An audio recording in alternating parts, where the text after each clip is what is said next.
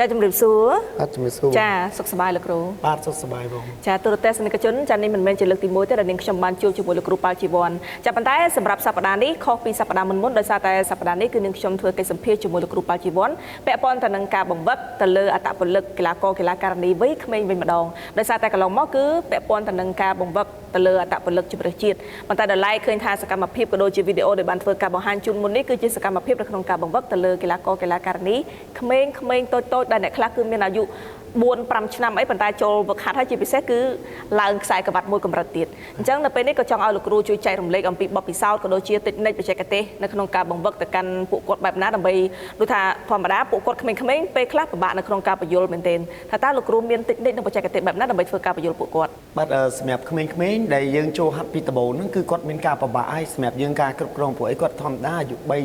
3-4 ឆ្នាំ5ឆ្នាំគឺយើងពិបាកក្នុងការគ្រប់គ្រងគាត់ប៉ុន្តែអ្វីជាជំហានដំបូងគឺទី1គឺយើងឲ្យគាត់បានស្គាល់ថាអ្វីជាតៃក្វាន់ដូសិនឲ្យគាត់បានសមជាមួយនឹងការវឹកហាត់រយៈពេលកន្លះខែទៅមួយខែឲ្យគាត់សមមួយក្លឹបជាមួយមិត្តភ័ក្តិនៅក្នុង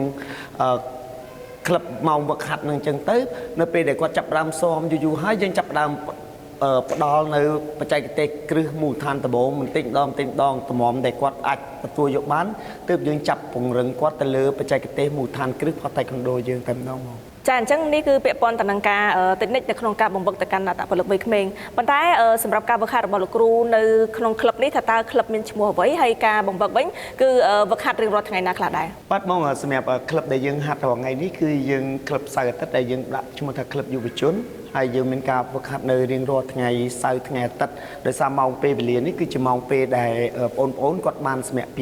ការសិក្សាអញ្ចឹងទេគាត់ត្រូវចូលអាចមានពេលវេលាសម្រាប់គាត់មកលេងកីឡាចូលរួមជាមួយវឹកហាត់ជាមួយនឹងក្រុមតៃក្វាន់ដូ ITS យើងសៅរ៍អាទិត្យនេះចាអញ្ចឹងនេះគឺតកតងទៅនឹងពេលវេលានៃការវឹកហាត់អញ្ចឹងសម្រាប់ការបង្កើតក្លឹបនេះថាតើលោកគ្រូបានបង្កើតតាំងពីពេលណាមកដែរនិយាយរួមនៅពេលដែលចាប់ផ្ដើមបានទទួលនៅសាលអគារមជ្ឈមណ្ឌលពុកបឺនកីឡាដែលប្រគល់បានអគារនេះសម្រាប់ទីតាំងជាន់ទី4នេះសម្រាប់ក្រុមជម្រើសជាតិក៏ដូចជាយើងបដិបដាថ្នាលនឹងមកគឺយើងបន្តប្រហាត់រហូតមកដល់មានរយៈពេលយូរឆ្នាំដែរហើយបងនៅជាន់ទី4នេះចាមូលហេតុអីបានជាគ្រូសម្រាប់ចិត្តនៅក្នុងការបើកនៅក្លឹបនេះឡើ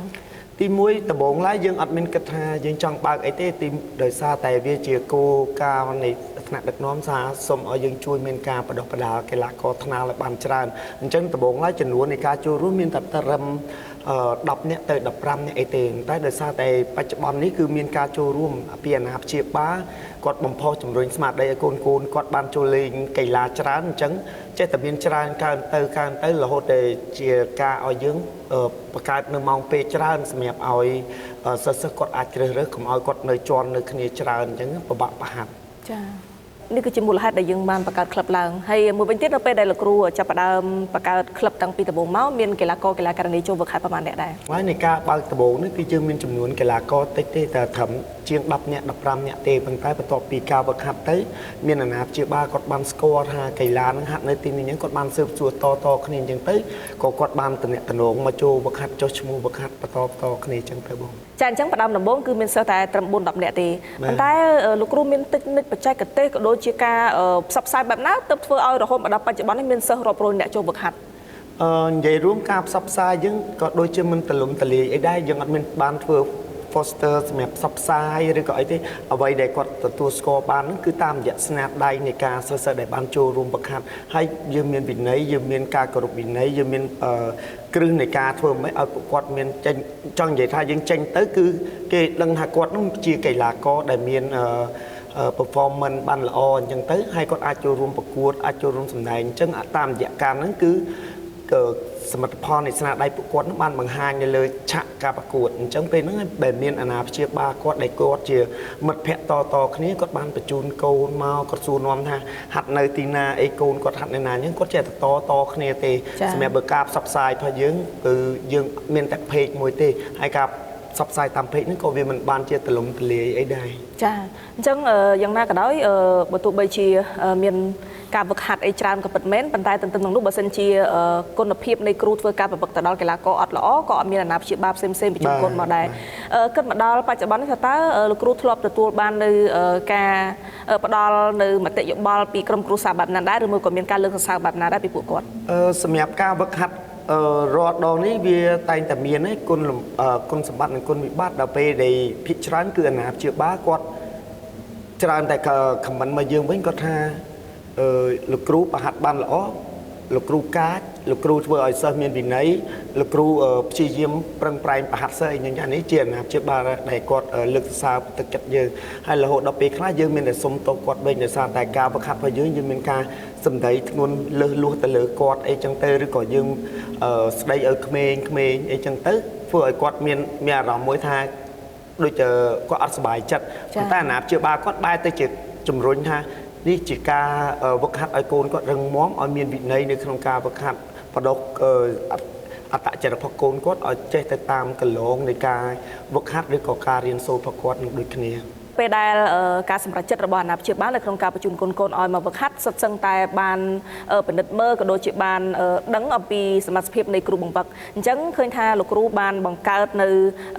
ភាពទំនុកចិត្តទៅដល់ឪពុកម្ដាយរបស់ក្មេងៗទាំងអស់ដែលបានប្រជុំកូនមកមិនត្រឹមតែប៉ុណ្ណោះអ្វីដែលនាងខ្ញុំបានមកឃើញផ្ទាល់ក៏ដូចជាតាម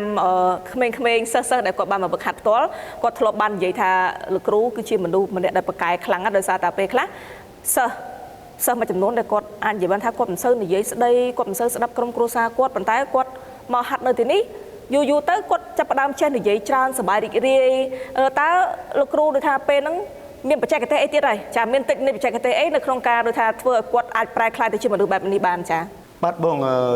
ពាក់ព័ន្ធនឹងការវឹកហាត់នេះគឺធម្មតាសិស្សមានការចូលរួមច្រើនហើយអ្នកខ្លះក៏គាត់មានប្រភេទដូចបងបានជំរាបចឹងគឺគាត់មានថាគាត់មិនសូវមានតំណែងល្អមកមិត្តភ័ក្តិនៅក្នុងក្រុមគាត់ទេប៉ុន្តែនៅពេលដែលគាត់មកក៏អត់សូវនិយាយស្ដីអីទេប៉ុន្តែអ្វីដែលជាយុទ្ធសាស្ត្ររបស់ខ្ញុំនេះគឺទី1ចូលដំបូងមកគឺឲ្យគាត់វឹកហាត់អីធម្មតាគាត់អត់និយាយអត់សូវស្ដីតែយើងព្យាយាមនិយាយជាមួយគាត់ហើយព្យាយាមឲ្យសិស្សច្បងដែលធំនៅនឹងមានការលេងជាមួយគាត់ធ្វើការតំណែងបរៀនឲ្យគាត់ចេះនិយាយបន្ទាប់ពីនឹងមកទៀតក្រោយមកយើងក៏បានឲ្យគាត់នឹងត្រូវស្គាល់មិត្តភ័ក្តិថានៅក្នុងមួយក្រុមគាត់ឬក៏វ័យប្រពន្ធគាត់នឹងគាត់ត្រូវស្គាល់មិត្តភ័ក្តិ2ឬក៏3នាក់ត្រូវស្គាល់ឈ្មោះត្រូវមានតំណែងល្អគ្នា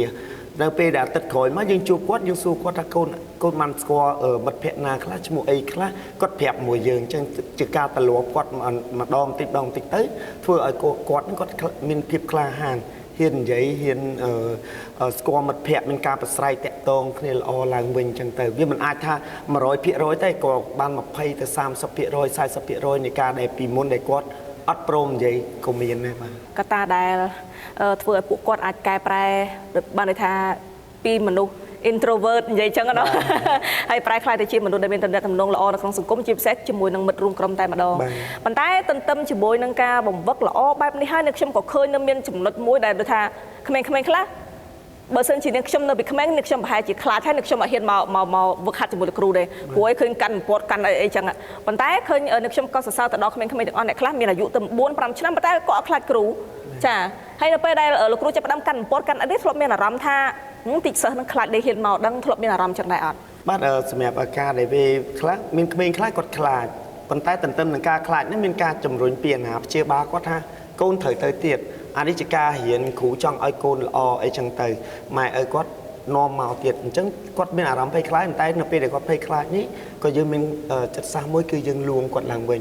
លើកទឹកចិត្តគាត់វិញឲ្យគាត់ធ្វើថាកូនធ្វើខុសថ្ងៃនេះប៉ុន្តែថ្ងៃនេះកូនត្រូវធ្វើអានេះឲ្យបានល្អវិញអញ្ចឹងទៅអានឹងអត់ត្រូវមាត់អត់ត្រូវគ្រូវាយស្ដីបន្ទោសអីទេអញ្ចឹងទេយើងមានការលើកទឹកចិត្តស្ដីឲ្យណែនាំឲ្យបន្ទាប់មកយើងមានការលើកទឹកចិត្តឲ្យគាត់វិញនៅពេលដែលគាត់ធ្វើបានល្អយើងសរសើរគាត់វិញអញ្ចឹងក្មេងគាត់មានកម្លាំងចិត្តមួយថាថ្ងៃនេះគាត់ធ្វើអត់ល្អតែថ្ងៃនេះគាត់ធ្វើបានល្អមកវិញអញ្ចឹងគាត់ប្រឹងហាត់ទៅការនេះបច្ចេកទេសគាត់ចេះទៅមុខឯងចាហើយធ្លាប់មានសិស្សណាដែលថាធ្លាប់ទទួលឃើញបានន័យថាទង្វើរបស់គ្រូដូចថាពេលខ្លះគ្រាន់តែកាន់ពត់មកកំញើញទេប៉ុន្តែគាត់ថ្ងៃក្រោយឡើងលេងមកហាត់ធ្លាប់មានសិស្សអញ្ចឹងដែរអត់អាចមានដែរបងពេលខ្លះគាត់គិតថាវាពិបាកក្នុងការវឹកហាត់ដោយសារគាត់សួរអត់បានក៏គាត់មានការឈប់ទៅដោយមិនមានការប្រាប់មុនអីអញ្ចឹងក៏មានដែរចាបាទអត់ស្ដាប់